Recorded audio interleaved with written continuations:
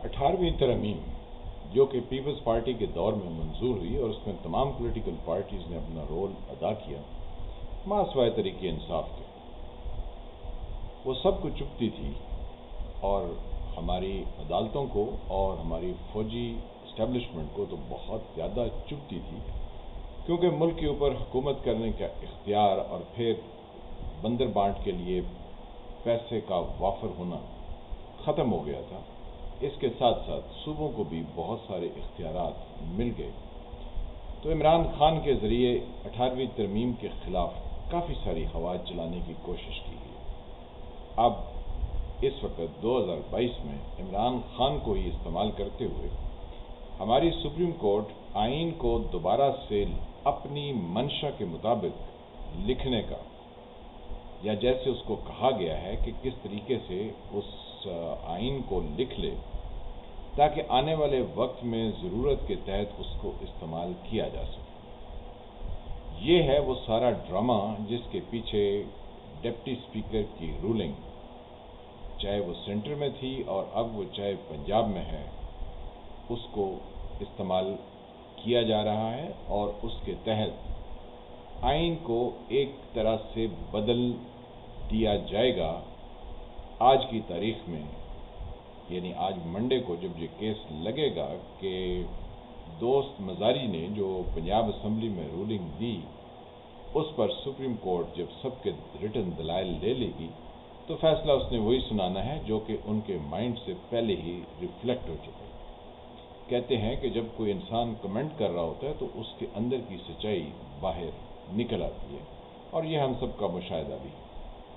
اب supreme court کیا کرنا چاہتی ہے؟ اس نے پہلے کچھ لوگوں کو ڈی سیٹ کیا کہ انہوں نے اپنے پارٹی ڈسپلن کی خلاف ورزی کی ہے اور وہ ووٹ مائنس کرائے جو کہ انہوں نے حمزہ شہباز کو پنجاب اسمبلی میں چیف منسٹر کے انتخاب میں دیے تھے۔ پھر خیر اس پر ضمنی انتخاب ہو گیا۔ پھر کل جب دوبارہ سے رن آف الیکشن ہوا تو اس میں 10 ووٹ کاف لیگ کے جب دوست مزاری نے نکال دیے کہ سپریم کورٹ کا فیصلہ یہ ہے کہ پارٹی کی جو دی ہوئی گائیڈ لائن ہے اس سے آپ ہٹ کر ووٹ کریں گے تو آپ کا ووٹ شمار نہیں ہوگا، اتنی سی انہوں نے ریفرنس دیا، اور اس کے بعد انہوں نے چودھری شجاعت کے خط کا ذکر کیا جس کو مونس الائی الیکشن ہونے سے پہلے ایکنالج کر چکے تھے، یعنی ان سب کو معلوم تھا کہ ان کے پارٹی صدر نے ان کو کیا ہدایات دی ہیں، لیکن ان کا ایک اپنا نقطہ نظر تھا۔ بہرکیف تو جب حمزہ شہباز کو 179 ووٹ پر کامیاب قرار دے دیا گیا تو یہ لوگ سپریم کورٹ لاہور رجسٹری میں چڑھ دوڑے، وہاں جو طوفان بدتمیزی ہوئی اس پر کسی نے کوئی نوٹس نہیں لیا۔ اب جب یہ عدالت کل یعنی صبح ہونے کو ہے، تو جب اس کا مقدمہ لگے گا تو یہ عدالت، جیسا کہ ججز نے اپنے ریمارکس میں ہفتے والے دن کہا تھا کہ یہ کہاں لکھا ہوا ہے جو کچھ دوست مزاری نے کہا، تو یعنی وہ کہیں گے کہ نہیں، ان کا یہ فیصلہ درست نہیں ہے۔ پارٹی جو پارلیمانی پارٹی ہے اس کے ہیڈ کا فیصلہ قابل قبول ہے۔ تو اس پر عمران خان صاحب اور ان کے جمہوریت پسند ساتھی جو لوفر لفنٹر ہیں میجورٹی، وہ تالیاں بجائیں گے اور وکٹری کے نشان بنائیں گے اور کہیں گے دیکھیں ہم نے جیت لیا۔ اس کے بعد جو بھی وہ اپنی سٹیٹمنٹ دیں اور پنجاب اسمبلی رکھیں یا اس کو چھوڑ دیں، یعنی اس کو توڑ دیں اور نئے الیکشن کے لیے چلے جائیں، یا پھر اسی تنخواہ پر کئی مہینے تک کام کرتے رہیں کہ قومی اسمبلی کی حکومت ختم ہوگی، ٹوٹے گی قومی اسمبلی تو پھر انتخاب ہوگا تو ہم پنجاب سے اپنی مرضی کے مطابق ووٹ حاصل کریں گے اور مشینری کو استعمال کریں گے۔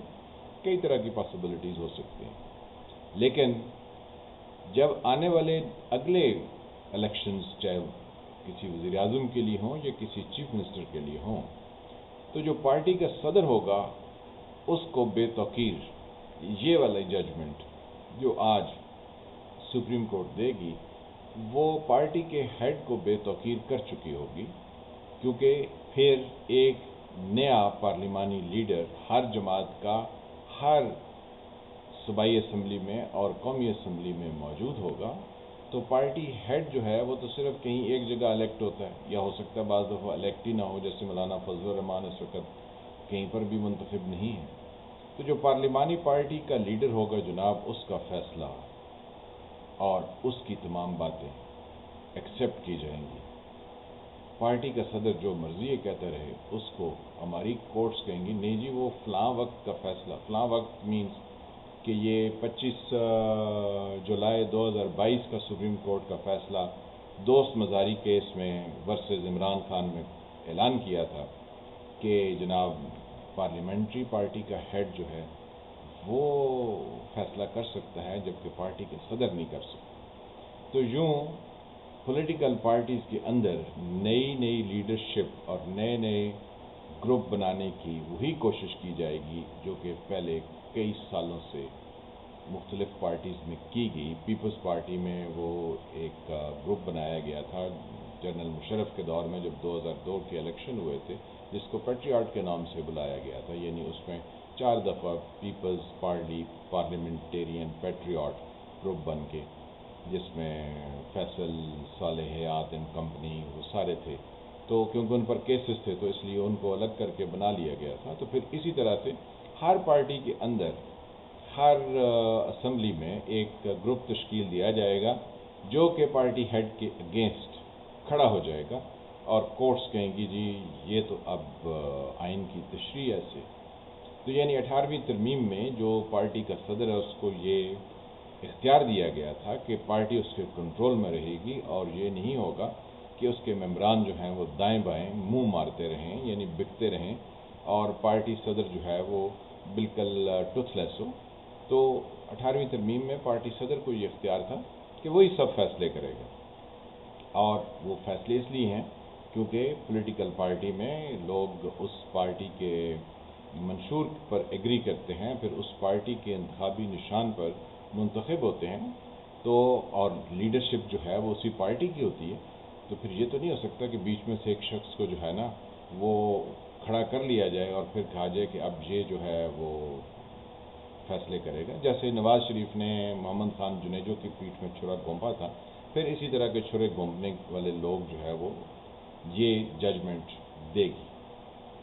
تو یہ کون سے، یعنی عمران خان ایک مورے کے طور پر، ایک سٹوج کے طور پر اسٹیبلشمنٹ کے پچھلے 4 سال سے کام کر رہے ہیں، ان کو کھلی چھٹی ہے جو مرضی ہے بولیں، کیونکہ ان کو استعمال کیا جا رہا ہے۔ اب وہ استعمال ہو رہے ہیں ایٹ پریزنٹ، اور وہ عدالت سے اس طرح کے فیصلے کے لیے تگ و دو کریں گے۔ تو عدالت کا، فوجی جنتا کا اور عمران خان کا مفاد ایک جگہ پر یکجا ہے، اور اس کے لیے وہ کام کر رہے ہیں۔ یہ جنگ جو ہے وہ دو بدو جنگ لگ رہی ہے، کیونکہ اس میں دوسری پارٹی جس کا وزیر اعلیٰ منتخب ہوا، انہوں نے اعلان کر دیا کہ یہ وہی ججز ہیں جو عمران خان کے حق میں ہمیشہ فیصلہ کرتے ہیں، اور ہر پولیٹیکل مقدمے میں یہی 3 جج کیوں ہوتے ہیں، فل کورٹ بنائے جائیں۔ تو چھریاں چاقو سب طرف سے تیز ہو گئے ہیں۔ مولانا فضل الرحمان نے کہا تھا کہ ہوا بھی گرم ہوگی اور زمین بھی گرم ہوگی، تو وہ اب ہو چکی ہے۔ اب جو دوسری قوتیں ہیں، یعنی دیکھیں ایم کیو ایم ہے سندھ میں، تو الطاف حسین نامی پارٹی کس نے بنائی تھی؟ ہماری اسٹیبلشمنٹ نے بنائی تھی۔ تو آپ کا کیا خیال ہے کہ اگر ان کو موقع ملے گا تو وہ اپنے لیے ایک الگ کہہ لیں کہ یونٹ کا مطالبہ نہیں کریں گے؟ پھر وہ یونٹ بنے گا تو پھر اس کے بعد جو ہے وہ کسی راہ پر بھی چل سکتے ہیں۔ تو ہم نے خود جو ہے نا وہ ان کو رستہ دکھایا نا کہ آپ کس طرح سے اپنے لیے الگ سے حصے بکھرے کے لیے بات چیت کریں۔ پھر بلوچستان میں جو کچھ ہو رہا ہے اس کو ہوا نہیں ملے گی، کیونکہ جب پارٹیاں دو بدو پنجاب میں لڑ رہی ہوں گی تو دوسرے صوبوں میں بھی تو وہ ہوا جائے گی۔ پھر فاٹا میں جو کچھ چلتا رہا ہے اور جو کچھ ہو رہا ہے اور جو کچھ ہم مذاکرات کرتے رہے ہیں ان کے ساتھ، جن کو طالبان کی حمایت حاصل ہے یا جو طالبان کے مہمان ہیں، تو پھر کیا آیا وہ اپنے آپ کو آگے نہیں لائیں گے۔ ملک کو ہم کس طرف دھکیل رہے ہیں ہم یہ سوچنے کو تیار نہیں، اور ہمارے جو سرکاری ملازم ہیں، یعنی ججز بھی سرکاری ملازم ہیں، اور جو ہماری افواج میں لوگ پولیٹیکل مائنڈ رکھتے ہیں تو وہ بھی سرکاری ملازم. تو یہ سرکاری ملازمین جو ہیں یہ پولیٹیکل منورنگ یعنی اکھاڑ بچھاڑ اس میں وہ ہمیشہ دلچسپی رکھتے ہیں اور یہ کام وہ کرتے ہیں. جب وہ یہ کام کرتے ہیں تو پھر اس کی گالیاں بھی ان کو پڑتی ہیں، جیسا کہ عمران خان پچھلے 2-3 مہینے سے یہ دے رہے ہیں مسلسل. اب جو ہے وہ مسلم لیگ نواز نے بھی اس کا اعلان کر دیا.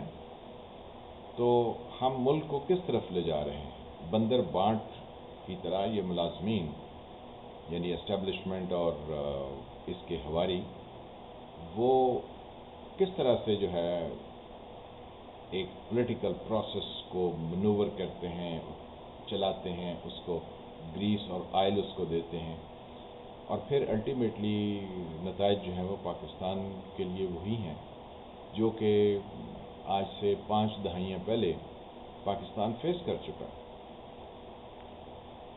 کیونکہ جب آپ لوگوں کو دیوار سے لگائیں گے، اب عمران خان صاحب نے بقایا پولیٹیکل فورسز کو تو نہ ہو، کم از کم نون لیگ کو تو دیوار سے لگوایا ہوا پنجاب میں.